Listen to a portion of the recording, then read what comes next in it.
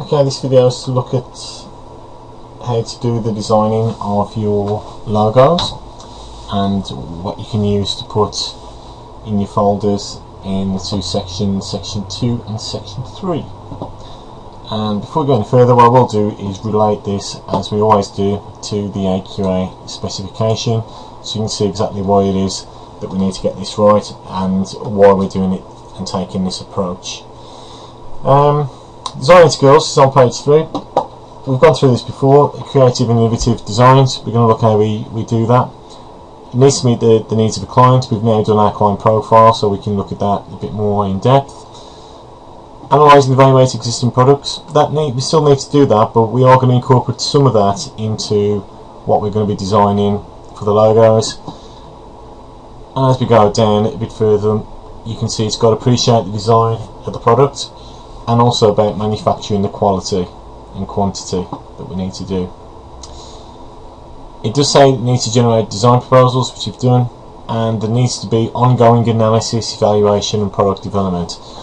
As we go through this is going to be quite key to scoring quite high in this, because you'll need to annotate all of your designs as well as put your summaries on the bottom of the sheets. But again, I'll go through that when we look at the sheets a bit more in depth. Reflecting critically, and then if we jump back over to the top, use very appropriate range of graphic techniques, including digital media and IT, including CAD. We are going to focus on that over the next 2 or 3 videos, just to make sure we've got that in. And we need to look at using different materials and components. Bear in mind that you are limited in graphics to graphic media components, so we're looking at things like papers, cards, etc., rather than woods and resistant materials, that type of thing. Next thing we need to look at, communicate the design proposal in an appropriate manner, and we'll look at that today. And the bit about being flexible and evaluating your work, that needs to be pretty something that's the norm right the way throughout your folder, and we're not going to look at the making skills just yet. Okay, I'm going to jump a bit further forward just to look at some of the things that we should be looking at and bring into it. It does say here about techniques, what we need to do, why we're doing it. As it's got down here for sketching, now this applies exactly directly to what we're doing now, because we're coming on to more of the presenting the skills. We need to have 2D and 3D freehand drawings. We need to use a wireframe technique to produce the drawings, and we need to use grids and underlays or creating. That's essential. We've got to show that, and that's something that we've done in lessons. It's something that you now need to bring through into your folder. Enhancement. When we look at enhancement, we're looking at 2 things really. It's basically the application of colour and also the different mediums that you're using. So we're using pens, colour, all these sort of things, texture representation, materials and surfaces. If it's made out of wood, we need to make it look like wood. If it's made out of plastic, etc. So we're going to look at a few techniques there, and again we'll do a lot of that in lesson that I won't necessarily do tutorials on unless I feel that we need to. Next thing that we need to look at is the use of language, and really this bit down here, the separation and its commercial application is key. Everything that we're designing in our folder has to have that commercial element in there. Moving up to the top then, presentation. It's got to be good presentation skills. They've got to be clear, they've got to be concise.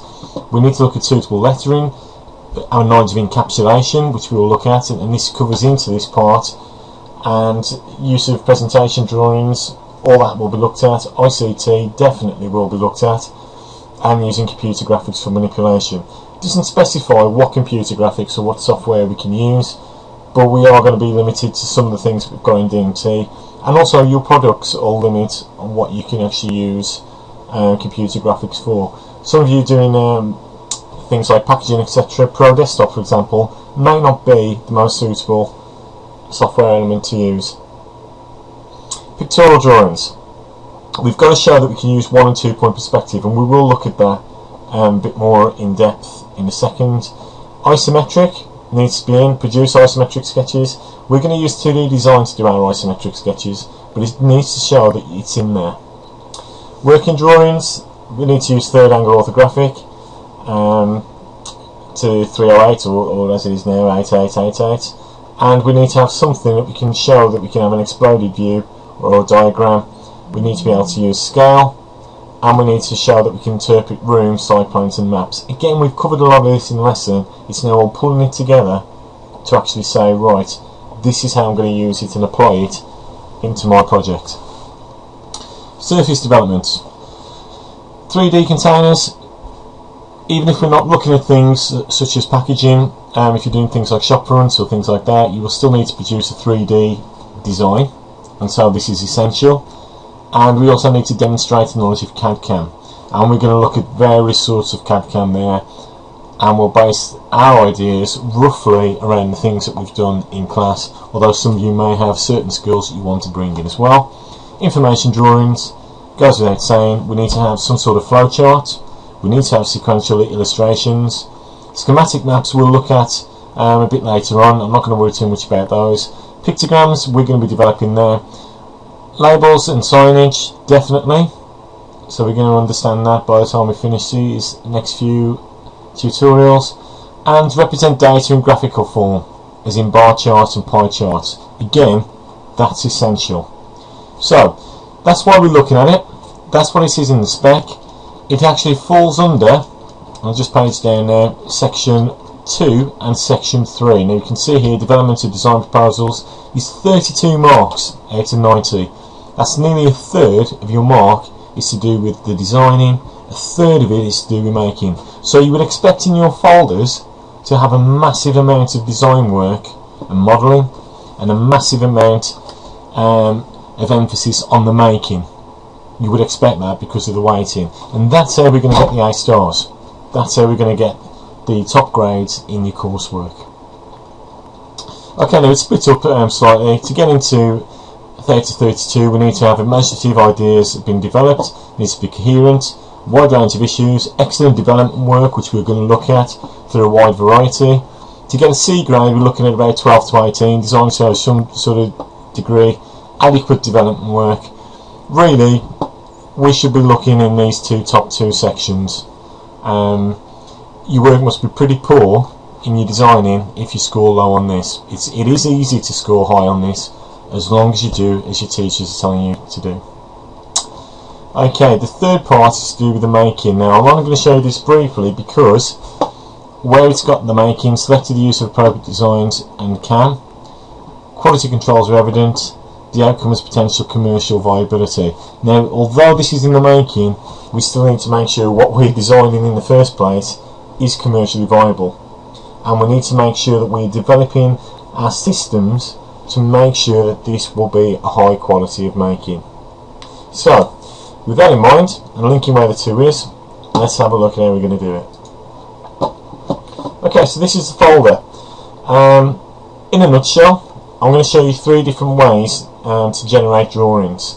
I'm going to show you a basic way, I'm going to show you a more intermediate way, and I'm going to show you what a high-end design sheet should look like.